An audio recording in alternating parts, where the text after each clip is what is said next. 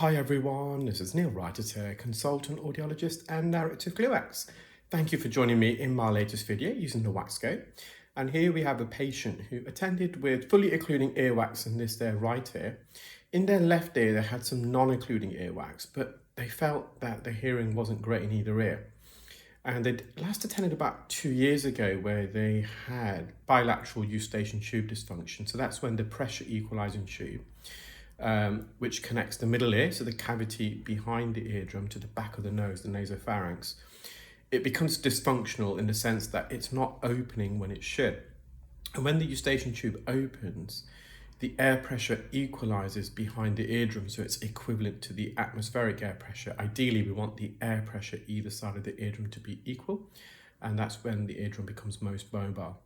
And they had a really bad cold when they last attended, so I recommended some over-the-counter nasal sprays, but we also referred to their GP, and we asked the patient to contact their GP after the course of over-the-counter nasal sprays if they were still symptomatic, but the symptoms resolved. Similarly, they've just had a bout of flu, but of course in this right ear it's not going to be helped by this wax, and the patient saying that their wife's getting really annoyed at them, they're struggling in their work meetings, the volume on the television, apparently his patient saying it's on 100. So removing this wax definitely improved their symptoms, but they have once again got bilateral eustachian tube dysfunction, and we can measure that objectively. So we do a pressure test called tympanometry. So we measure the compliance, how mobile the eardrum is, and at what pressure the eardrum is most mobile. So as mentioned before, the eardrum is most mobile when the air pressure either side is the same. So we do a pressure sweep. We increase the air pressure in the ear canal and decrease it.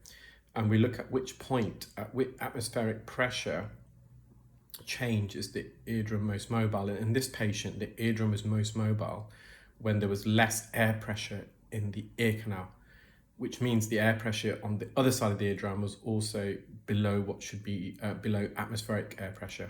So that's the eardrum. Now they have got a history of ear problems with the eustachian tube, so they've had infections before. See, the eardrum doesn't look like your typical eardrum. It's quite opaque. The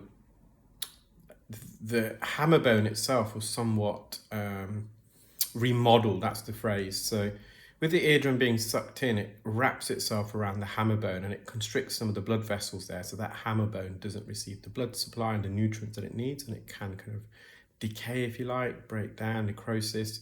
But also it undergoes a process of bony remodeling where osteoclasts, specialized bone cells that sit on the surface of the bone, they break down the bone into its core tissues and minerals.